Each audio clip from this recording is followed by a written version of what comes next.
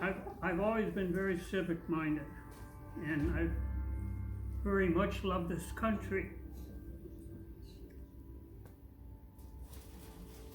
And the reason for that is, the first 7 or 8 years of my life, I lived in a refugee village with my grandfather and my mother and my brother. And we lived in basically a adobe house with 240 square feet. And basically we slept on the ground, and World War II was breaking out, and Roosevelt, Franklin Roosevelt, which I thought was a pretty good president, but yet he had put Greece as lowest priority for immigrants. So we couldn't get back into the US, even though I was born in Detroit. And my dad was an American citizen, but my mom was only 2 years into her citizenship. So we couldn't get back in. But when World War II broke out, the American Red Cross was collecting, that was 1938. Germany had already started their march into Poland and building all their military. The American Red Cross came around, and they were rescuing Jews, and in Greece they were getting a lot of Jews.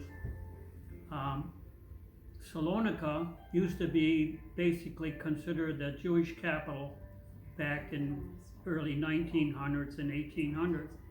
And so they came through Salonika, and the American Red Cross somehow found out that my mom and my brother and I were, and my dad was in the US, but my mom and my brother and I were living in this little village, refugee village, and they came along and they rescued us. And they took us from there all the way to Le Havre, France. And I remember that trip very well. And we got on a boat called, it was a Red Cross boat called the SS Washington, which was the very last boat to leave Europe that was not sunk by the Germans. Wow. The very next week, the next Red Cross boat was sunk. So had we arrived 1 week later, we would have been on that boat, and I wouldn't even be here talking to you. So we came over to the US, and I was so grateful. We landed at Ellis Island, and we went through immigration there, and we went to New York City from Ellis Island, and I was amazed. I was stunned. I never saw anything. I never saw. I used to walk 5 miles to see one car go by a day in Salonika. Arrived in New York, all these cars, these big, huge buildings. Can you imagine an 8 or 9-year-old boy seeing that for the first time? I was absolutely stunned. I thought it was a great nation. And then from there, from New York, we went to Atlantic City, which was the Las Vegas that is today. Yes. And I lived for 5 wonderful years in Atlantic City, New Jersey. Those are stories. I got a lot of stories I got a million stories about New Jersey that I could tell you, and I hope I will tell you Fun some. stories. If you're interested in stories, I got a lot of them. Especially the ones about the boardwalk. I love those too. I love those too. Keep going. So I lived in New Jersey, in Atlantic City, and my dad at that time had a partner who was Greek and half Jewish, and guess who handled the money? Great.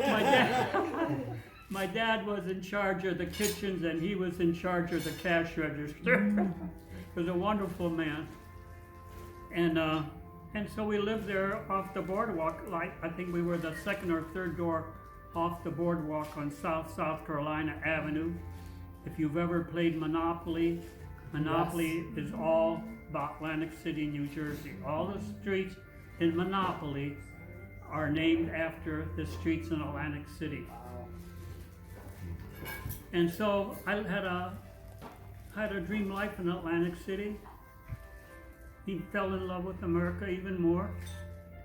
And then the German submarines started sinking freighters off the New Jersey coast. Really? Yes. they could come up the intercoastal and come out of Delaware Bay, but there is no intercoastal in New Jersey.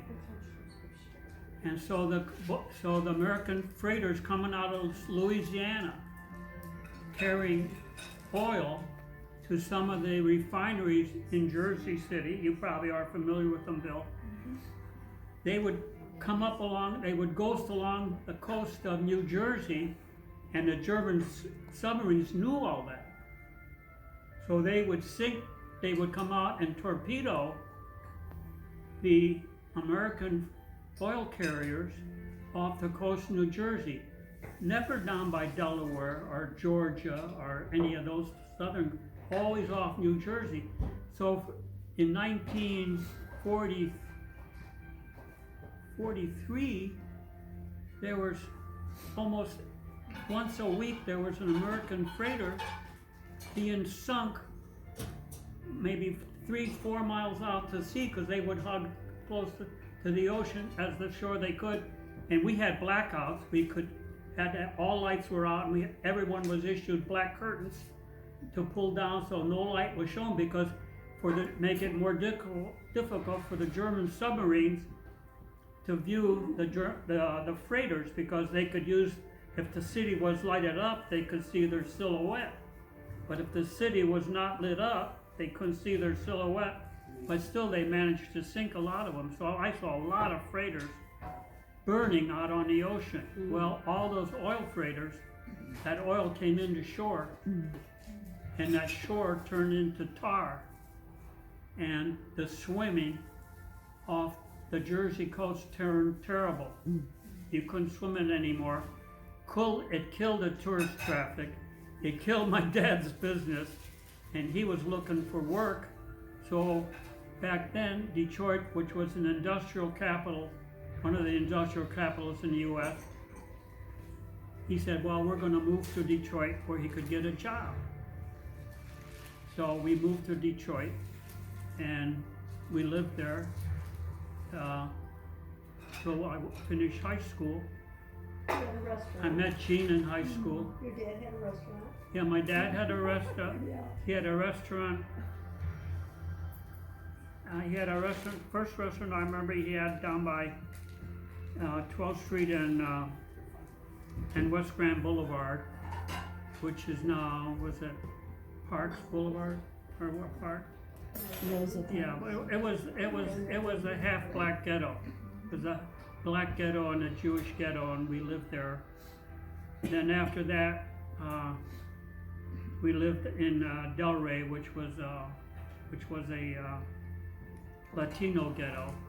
Then after that, we finally convinced my dad to buy a house on Green Lawn Avenue, which was in a Jewish neighborhood. All very ethnic, very wonderful. And then from there I came to U of M. But I met. Go Blues!